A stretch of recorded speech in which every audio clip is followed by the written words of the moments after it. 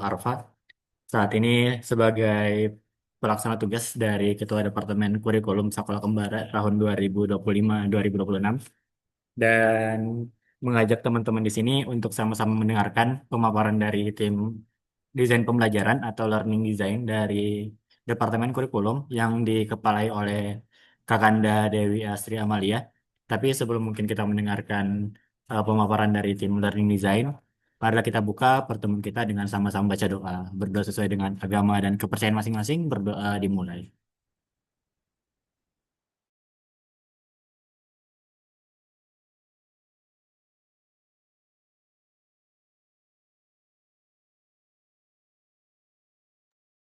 Amin, amin ya robbal alamin, berdoa tidak pernah usai dan dilanjutkan dengan waktu.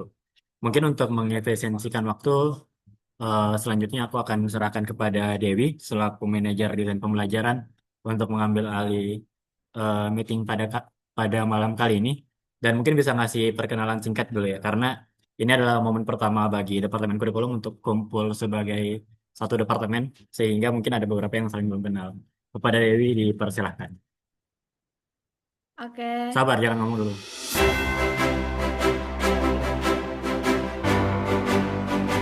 Oke, silakan kepada saudari Dewi untuk memulai speech-nya pada malam kali ini.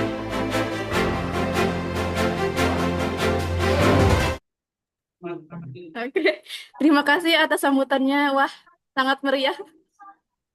Oke, halo. Oke, halo teman-teman semua. Eh, ini pertama kali kita meet kurikulum ya semua. Jadi, halo, aku Dewi Asri Amalia dari eh, Universitas Pendidikan Indonesia Angkatan 2024 jurusan Bahasa dan Sastra Indonesia. Di sini aku sebagai manajer Learning Design. Nah, oke, untuk mengefisiensikan waktu, jadi kita mulai saja presentasi untuk eh, kali ini. Jadi di pada kesempatan kali ini, tim Learning Design itu akan menyampaikan eh, fase eh, fase fase bersiap di kurikulum kembara ini. Jadi mohon disimak ya, teman-teman.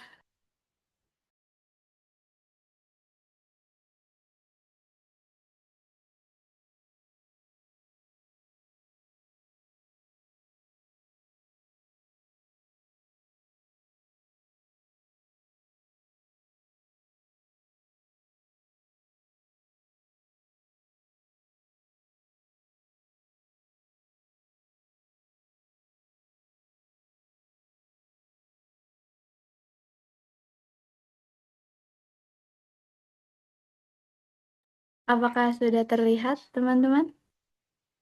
Guys, Udah, di sudah sini. terlihat kok. Oke. Jadi apa sih fase bersiap ini di kurikulum kembara? Jadi di kurikulum kembara ini kita itu rencananya ada tiga fase, yaitu fase bersiap, fase konsep, dan fase lanjutan. Kali ini tim LD ini akan membahas tentang fase bersiap, fase di mana berfokus untuk mempersiapkan peserta didik sebelum memulai memahami materi awal. Fase ini bertujuan untuk memantik peningkatan kemampuan kognitif dan literasi pada peserta didik. Nah, fase ini terdiri dari tiga rumpun, yaitu logika, numerasi, dan literasi. Nah, di sini eh, Dewi juga akan memperkenalkan gitu, siapa aja sih yang akan memaparkan logika, numerasi, literasi. Jadi Dewi langsung saja serahkan untuk bagian logika itu ke Syahid. Apakah Syahid sudah ada di Zoom ini? Ada. Oke, Syahid, mohon maaf, suaranya agak ini ya, agak besar, agak kencang gitu. Halo, aman nggak? Aman Lebih nggak? dekat, lebih dekat, lebih dekat. Kayaknya bermasalah. Bentar. Hmm.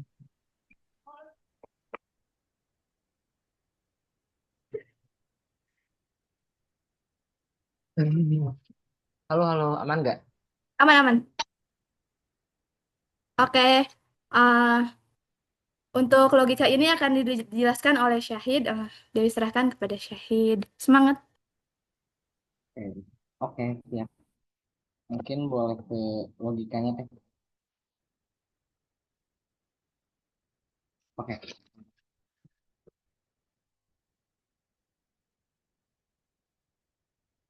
Baik. Assalamualaikum warahmatullahi wabarakatuh. Selamat malam teman-teman semua. Nah, di sini saya akan memaparkan gitu. Hmm, Peta belajar dari pasca bersiap di rumpun logika. Nah, untuk di rumpun logika ini sendiri nanti akan ada 7 materi pembelajaran dari penelaran induktif dan deduktif sampai penetapan kesimpulan dan bisa dilihat sama teman-teman sendiri gitu. Nah, di penelaran induktif dan deduktif tuh kita siswa ini bakal belajar bagaimana buat menarik kesimpulan dari induktif dan deduktif induktif itu dari khusus ke umum dan deduktif itu uh, um- dari umum ke khusus. Nah, terus selanjutnya para siswa ini bakal belajar mengenai berpikir komputasional. Nah, di sini kami membagi berpikir komputasional ini menjadi 4, yaitu decomposition, pattern recognition, algoritma, dan abstraction. Nah, decomposition itu uh, siswa ini uh, akan belajar gitu teknik dekomposisi. Nah, dekomposisi ini adalah memecah masalah kompleks menjadi masalah-masalah kecil yang nantinya akan bisa menyelesaikan masalah secara efisien. Terus kemudian teman-teman juga akan siswa juga akan belajar tentang pattern recognition. Nah, di sini siswa akan menganalisis pola dan tren dalam rangkaian masalah. Nah, dalam mengenali rangkaian melalui pola ini, siswa ini diharapkan bisa uh, menyederhanakan atau menemukan solusi yang efisien terhadap masalah tersebut. Selanjutnya, para siswa juga akan belajar tentang algoritma. Algoritma ini sendiri adalah siswa ini akan belajar mengenai langkah-langkah yang jelas, logis, dan struktur dalam menyelesaikan suatu masalah. Kemudian, para siswa juga akan belajar abstraction. Ya, ini siswa akan belajar mengenai akhlak di dalam memilih informasi yang penting dan mengabaikan informasi yang tidak penting gitu, yang tidak relevan dalam menghadapi masalah. Nah, selanjutnya, para siswa akan belajar mengenai ekuivalensi dan logika matematika. Nah, di sini siswa akan belajar mengenai logika dasar seperti konjungsi, disjungsi, implikasi, dan implikasi, serta uh, belajar mengenai ekuivalensi di pernyataan-pernyataan yang udah diajarkan di operasi logika dasar. Nah, pada akhirnya uh, siswa juga akan belajar penarikan kesimpulan yang ini di, di penarikan kesimpulan itu bakal ada 3 metode yang bakal diajarkan yaitu modus ponen, modus tolen, dan silogisme. Mungkin untuk logika sekian. Wassalamualaikum warahmatullahi wabarakatuh. Wah, oke. Terima kasih Syahid atas penjelasannya, keren banget. Nah, kita lanjut ke numerasi. Numerasi ini akan disampaikan oleh Teh Zahra. Teh Zahra, ada? Ada, halo semuanya. Halo. Jelas nggak ya suaraku? Jelas-jelas, Teh. Oke, untuk numerasi ini akan dijelaskan oleh Teh Zahra. Semangat, Teh. Oke, makasih. Oke semuanya, mungkin kenalan dulu kali ya. Aku Zahra dari Learning Design. Nah, boleh di switch nggak ya ininya, tabnya? Nah, ya. Oke, mungkin untuk numerasi sendiri, eh kalau ya, aku di sini mewakili teman-teman dari Learning Design yang lain. Nah, ini untuk numerasi di fase bersiap. Yang pertama itu ada materi tentang nilai tempat dan operasi dasar. Kalau di sini kita akan membekali siswanya dengan pemahaman nilai tempat yang kayak puluhan, satuan, ratusan. Nah, walaupun itu dasar banget ya, tapi menurut aku itu lumayan penting gitu untuk anak-anaknya bisa berhitung dengan baik dan cepat gitu. Nah, terus juga dilanjutkan juga dengan operasi dasar yaitu uh, operasi tambah kurang kali bagi juga secara efisien. Di sini juga bisa untuk membandingkan angka dan juga membulatkan angka. Nah, terus setelah itu lanjut ke bentuk bilangan, konversi, dan perbandingan. Nah, di sini itu ada mengenai dan mengkonversi bentuk bilangan, misalnya dari pecahan, desimal, persen, juga belajar tentang bilangan negatif gitu. Karena dari pengalaman sebelumnya juga gitu, banyak anak yang masih kesulitan gitu dari pecahan, pecahan, desimal gitu. Sama negatif juga masih pada banyak yang bingung gitu. Nah, terus ada juga tentang jenis bilangan, misalnya apa sih bilangan caca, asli, bulat, dan lain-lain. Di sini juga belajar tentang perbandingan, baik perbandingan senilai dan tidak senilai, juga misalnya rasio antar bilangan. Sebenarnya ini masih kayak perbandingan, maksudnya kayak pecahan juga sih. Dan ya, nah terus selanjutnya itu ada hubungan bilangan dan aljabar dasar. Nah kalau di sini itu sebenarnya daripada aljabar ini tuh kayak lebih ke apa ya? eh, mengenalin ke siswa kalau misalnya matematika itu enggak cuma angka, dan misalnya bahwa ada hubungan juga antar nilai gitu. Jadi sebenarnya di sini lebih ke kita gimana sih cara memakai simbol X gitu, dengan misalnya ini masih kalimat-kalimat sederhana, misalnya kayak Ani lebih tua 3 tahun dari Ina misalnya. Terus nanti kita bisa menyimpulkan umur Ina itu sebagai X misalnya, kayak gitu contohnya. Nah itu kayak baru singkatnya aja gitu. Nah, lanjutannya itu ya, yaitu soal cerita dan pemodelan numerik. Nah, kalau ini udah masuk ke soal cerita. Jadi kalau di sini harapannya siswa udah bisa memahami soal cerita, terus juga bisa mengekstrak informasi penting kayak apa aja sih yang perlu dihitung gitu. Dan juga menyusun model numeriknya eh, dari cerita tersebut. Dan nanti bisa endingnya menyelesaikan soal cerita tersebut.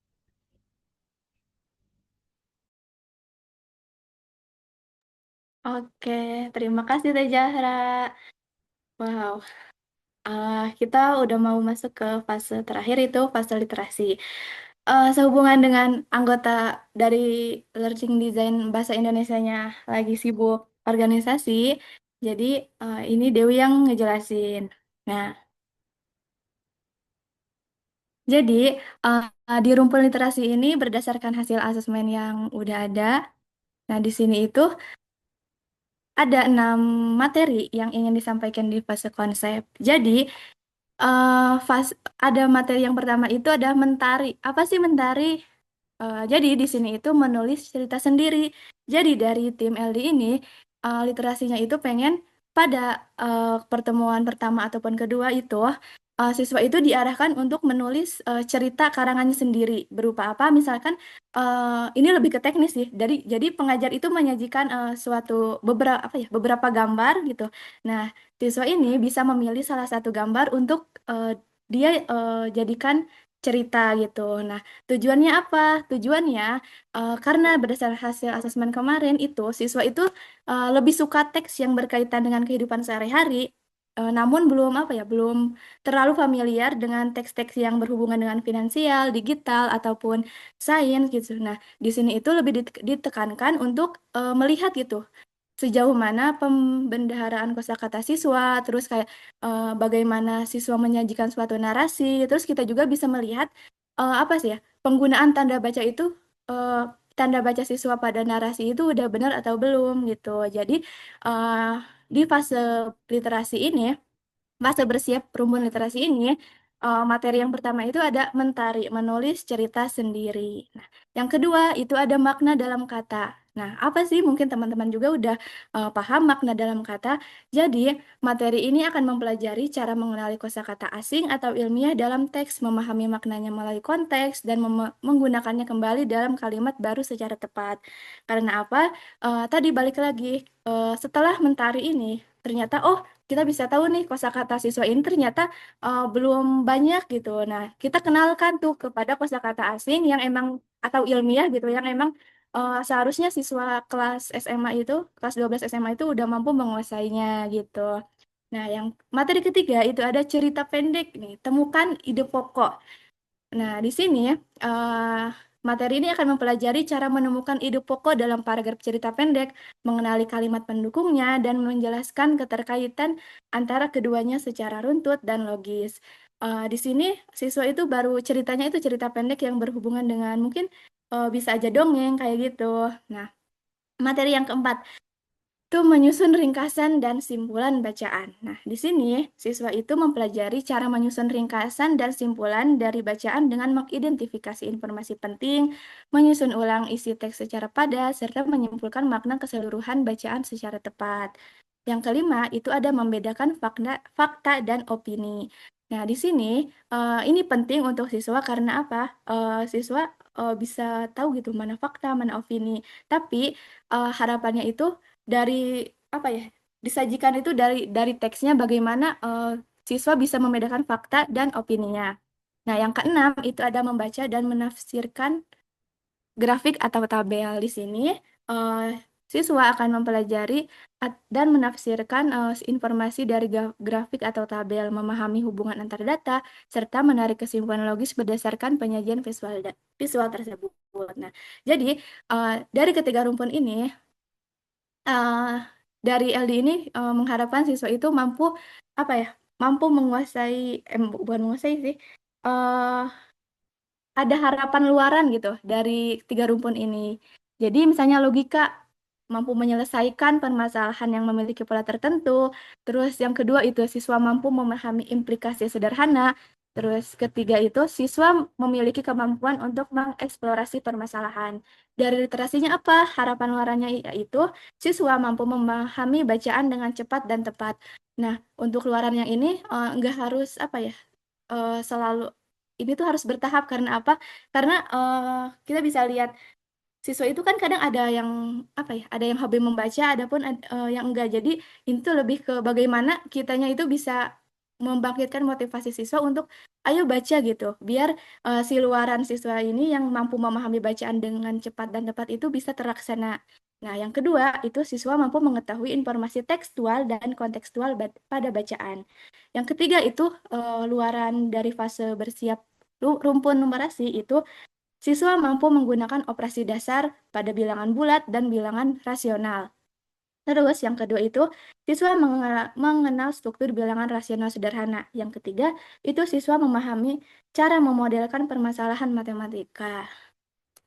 Mungkin sekian dari pemaparan fase bersiap dari learning design ini. Mungkin dikembalikan ke Arfa ya. Terima kasih. Oke, terima kasih banyak kepada Dewi dan juga teman-temannya. Ada Syahid di sini yang tadi memaparin tentang konsep dari logika gitu ya, pembelajaran di rumpun logika, dan juga ada Kak Zahra yang sudah memaparkan mengenai konsep fase bersiap di rumpun numerasi. Mungkin kepada teman-teman yang ingin bertanya terkait fase bersiap ini bisa silakan angkat tangan ataupun raise hand gitu ya di Zoom. Kemudian setelah dipersilakan boleh untuk membuka mic-nya gitu ya. Adapun bagi teman-teman yang mungkin nggak begitu bisa untuk membuka mic, bisa menggunakan fitur chat di Zoom untuk menanyakan hal yang ingin ditanyakan kepada tim Learning Design. Demikian, mungkin kita tunggu sampai sekitaran 1 menit gitu ya, 2 menit gitu ya, sebelum eh, saya yang bertanya mungkin. Kepada teman-teman, apakah ada yang ingin bertanya? Mungkin kalau di Q&A bakal berkaitan gitu ya tentang soal apa yang bakal dibuat ataupun sebagainya. Kalau mungkin dari ACE, skema fase bersiapnya bakal seberapa sering asesmen ataupun sebagainya bisa ditanyakan di momen ini gitu ya. Aku mau nanya boleh? Oke, nggak diperbolehkan lanjut ke pertanyaan selanjutnya. Silakan Nadia, Oke. langsung bertanya saja. Yang literasi tadi boleh lihat. Mau nanya yang mentari sih. Itu lebih ke prakteknya kan, lebih ke arah di kelasnya kayak siswa nulis cerita terus gimana-gimana gitu. Berarti kurang lebih perlu masuk di asesmen nggak kira-kira? Oke, mungkin yang bisa ngejawab dari Learning Design silakan langsung dijawab saja ya. Kita mungkin pakai sistem tektokan pada forum kali ini.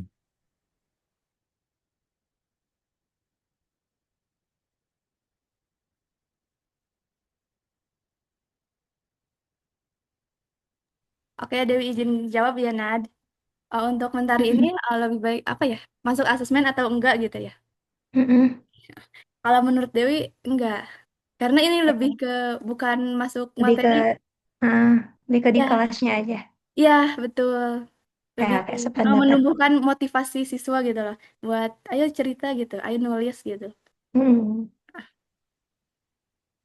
Apakah terjawab nggak? Atau butuh alasan kenapa nggak ini gitu? Oke, aman-aman. Saya aku juga berpendapat kayaknya nggak perlu. Oh, oke. Oke, makasih Dewi. Sama-sama.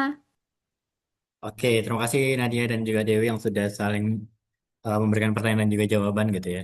Mungkin kepada penanya selanjutnya bagi teman-teman masih terbuka untuk bertanya kepada tim Learning Design.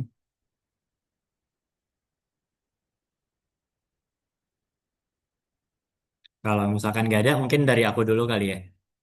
Bisa coba ke rumpun logika nggak?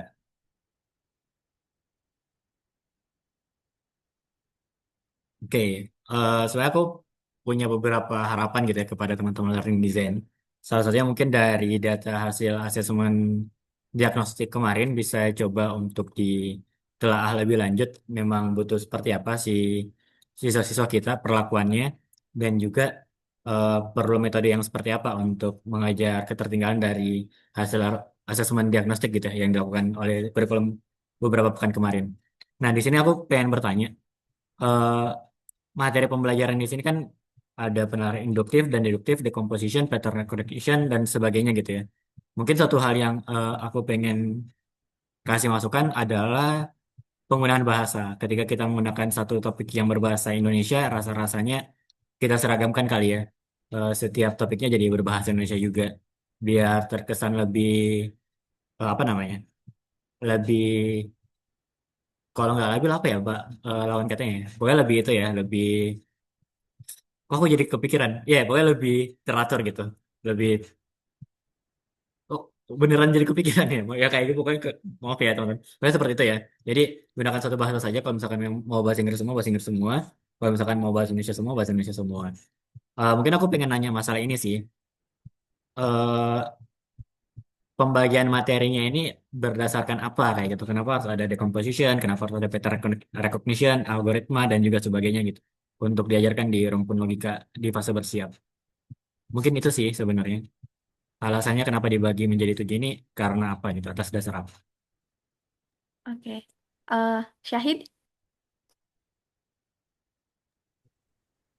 Oke, Syahid? Kak, Syahid? makasih untuk pertanyaannya. Mungkin untuk yang decomposition sama sampai attraction gitu ya Kak, alasannya. Benar, benar, benar.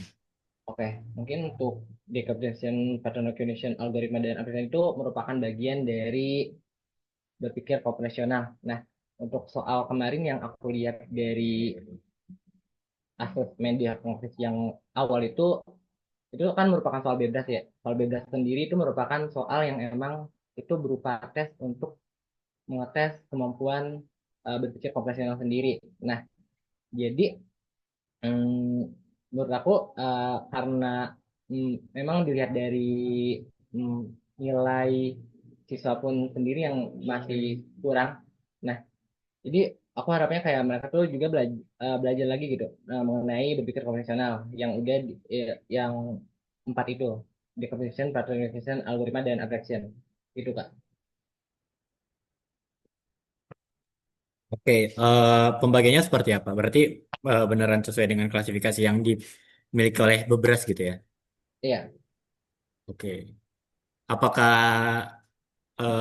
hal-hal seperti itu memang bisa diajarkan dalam waktu 100 menit? Hmm,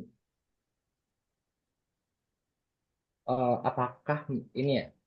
Maaf Kak, apakah bisa diajarkan dalam waktu yang dekat ya? Pertanyaannya. Bukan dalam waktu yang dekat, tapi dalam waktu 100 menit, dalam Hmm, durasi 100 menit. Kayak gitu. Karena kan ini bobotnya satu ya masing-masing ya. Berarti rencananya bakal diajarkan satu sesi saja gitu kan, setiap materinya. oke, oke Kak. Sebenarnya aku juga kayak sebelum karena sebelum apa ya?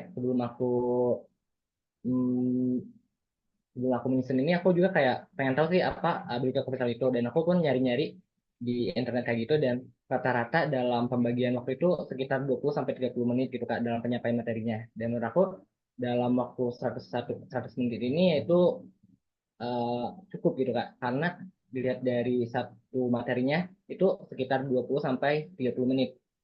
Yang artinya untuk waktu sisanya juga bisa dipakai gitu Kak untuk latihan untuk memperdalam pemahaman mereka terhadap materinya gitu Kak. Oke. Mungkin paling coba dia anu ya disiapkan dengan baik supaya nanti ketika diberikan ke tim teaching and growth ataupun mungkin ke tutornya bisa dipahami dengan baik apa yang menjadi harapan kalian sehingga bisa diajarkan dalam waktu 100 menit. Anyway, good job banget udah ngerian yang seperti ini. Thank you Syahid dan juga Dewi kawan-kawan gitu ya. Boleh dilanjutkan lagi ya ke pertanyaan selanjutnya.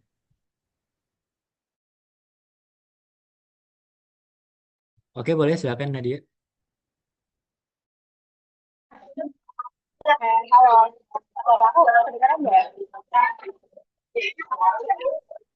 Ini aku. Tetap, Kak. Suara aku kedengaran nggak? Itu aja nggak apa.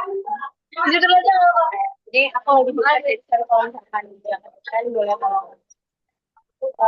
ini cewek udah keren banget kemarin-kemarin aku kan melihat hasil dari asesmen dari Prancis teman-teman juga kayak udah bisa nyusun istilahnya suaranya naik.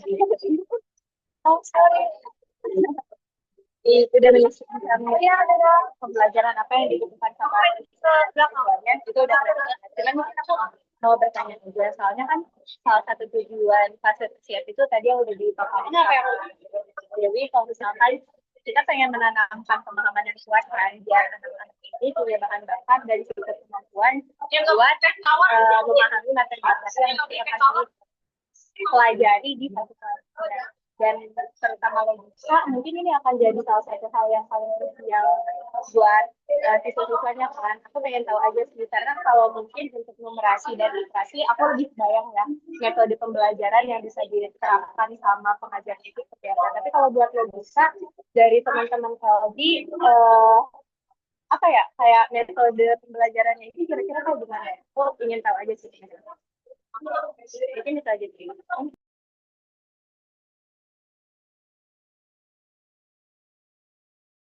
Oke, terima kasih Nadia atas pertanyaan bisa langsung dijawab juga ya oleh tim learning design. Tadi itu nanya ini ya metode pembelajaran di numerasi sama literasi kayak gimana? Atau kurang? Tidak, bukan. Hah? Aku nanya buat logika. Oh, Buat logika. logikanya. Oh, oke. Buat logika. Pembelajaran metode pembelajarannya gitu kayak gimana ya? Oh.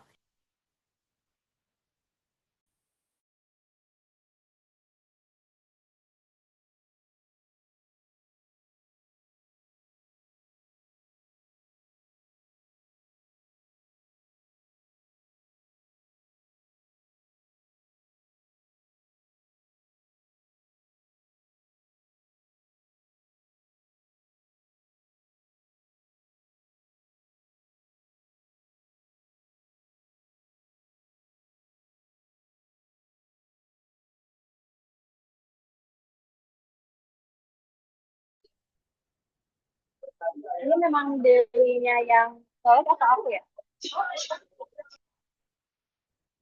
Apa?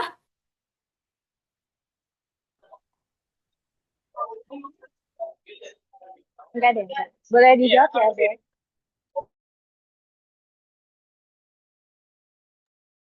Gimana sih? Aku nggak tahu, sorry. Aku lagi di luar, gak fokus. Apa? Apa sih? Kenapa sih? Oh, yang ketahuan aku ya? Iya, terima Apakah kasih dari Adit ya Syahid udah. ada? Oke, silakan silakan Dewi, boleh dijawab dulu. Apakah dari Syahid ada metode pembelajaran kayak gimana sih logika gitu? Gitu. Untuk metode pembelajaran logika ya mungkin seperti pembelajaran pada umumnya penyampaian materi terus latihan-latihan soal putih itu sih kalau menurut aku ya karena aku Hmm. juga belum menemukan metode yang paling tepat gitu. eh, oke. Kalau bentar, Dewi ingat-ingat ini dulu. Perasaan pernah diajarin deh metode belajar. Oh ya, mungkin apa namanya pengen nanya juga sih. Sudah sejauh apa mencari metode pembelajaran tentang permasalahan logika ini? Karena sebenarnya logika ini nggak pernah diajarin di sekolah gitu ya. Hmm. Dan Hmm. rasa-rasanya metode course ataupun mungkin kayak semacam penyampaian di kelas itu nggak bakal begitu efektif kayak gitu. Kalau untuk metode-metode pembelajaran kayak gitu, belum ini, jujur belum apa ya, belum kepikiran, belum sampai sana dari tim learning design karena kita baru fokus buat materi apa yang ingin disampaikan dan itu kan maksudnya ke RPP gitu ya, rencana pelaksanaan pembelajaran gitu.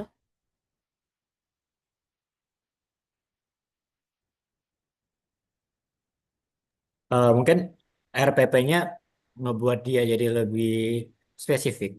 Oh ya, BTW teman-teman bagi yang belum ngerti RPP, RPP itu adalah apa? Rencana pembelajaran. Rencana Rancangan. rencana pelaksanaan pembelajaran. Oke, itu seperti suatu paduan untuk tutor-tutornya bakal ngejelasin seperti apa, durasinya perlu berapa lama dalam satu sesi pembelajaran gitu ya. Nah, tapi RPP itu menyatakan hal yang spesifik kayak gitu. Dari learning design sendiri ada gambaran umum nggak? Si pembelajaran logika ini bakal dibawa dalam bentuk yang seperti apa? Kayak gitu. Oh, ak- teh Aku mungkin bantu jawab kali ya. boleh deh. Sebenarnya dari kita juga tadi ya udah dijelasin jadi sebenarnya kita baru nyusun aja sih untuk apa aja sih yang mau kita bawain. Nah, untuk bagaimana cara mengajarkannya, tadi kita akan mendetailkan mendetailkannya di RPP gitu.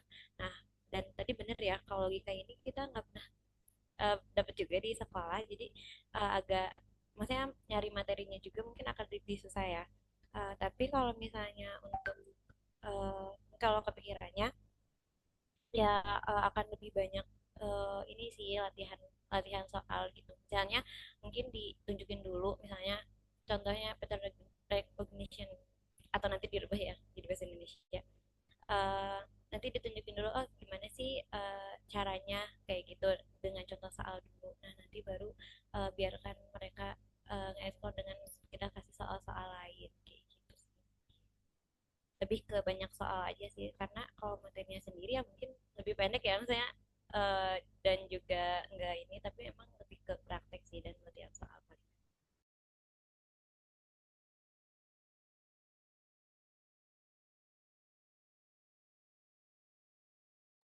Oke, mungkin dari Nadia ada tanggapan kali ya? Atau mungkin dari Hanif ada tanggapan? Dan Ya, dari Nai? Tolong banget. Ntar ya, lagi di luar. Cukup sih, thank you ya teman-teman. Itu aku bertanya karena memang penasaran aja sih. Kalau misalkan memang belum disusun juga nggak apa-apa. Karena aku sebetulnya nggak tahu juga teman-teman.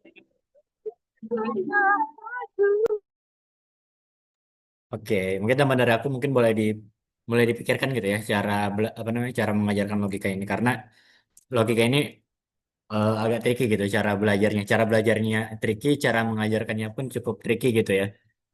Kalau misalkan kita nanyain ke anak-anak COC, rasa-rasanya dia nggak bakal jawab diajarin di kelas kayak itu. Banyaknya mungkin dari latihan soal. Cuma gimana cara kita untuk eh, ngebangun si siswa-siswa kita yang ada di desa itu rajin latihan soal mungkin menjadi hal yang perlu kita garis bawahi untuk cari solusinya gitu ya. Oke. Anyway, bagus juga pertanyaan dari Nadia dan juga jawaban dari Syahid, Kazara, dan juga Dewi gitu ya. Dari yang lain ada yang ingin tanyakan lagi mungkin?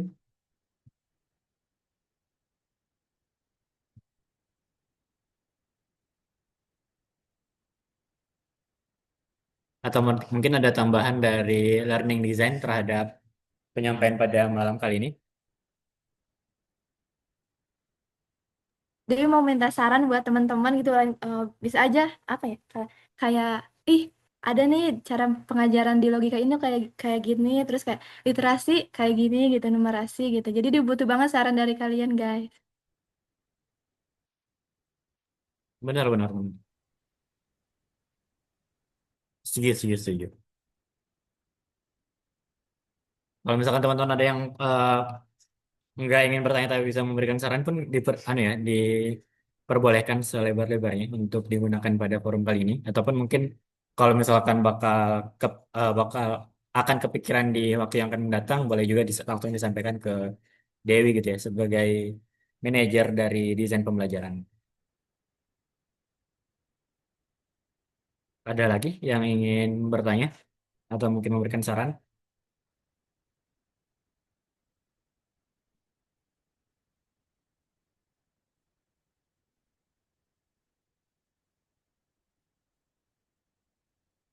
Oke, jika misalkan nggak ada, mungkin kita cukupkan kali ya. Tapi sebelum ditutup, mungkin kita coba untuk sedikit review tentang penyampaian pada malam kali ini.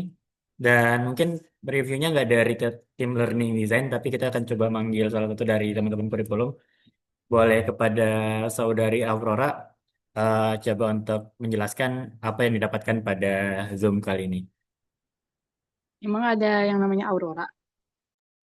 Eh, Anda jangan pura-pura menggunakan bahasa asing sehingga tidak diketahui oleh kami-kami ya. Jadi kepada Aurora silakan. Nggak ada yang namanya Aurora apa? Oke, Oke. jadi ya aku mau ngomong. Ya maaf, butuh Oke. waktu untuk nge-pause. Maaf, maaf. Oke, tapi dari yang aku tangkap itu secara overall tadi ada tiga fase bersiap. Jadi aduh aku takut salah lagi. Tapi intinya ini tuh penjelasan ringkas di mana mengenai tentang apa sih nanti kedepannya sekolah kembali itu bakal apa kan, gitu, ngebawain apa kan topik yang disampaikan gitu kan. Nah, udah gitu tuh ada beberapa materi pembelajarannya ada 4 ya. Ada logika, numerasi, literatur, sama integrasi yang mana please aku gak kuat sama begitunya please. Tapi intinya kayak gitu sih yang aku ini sama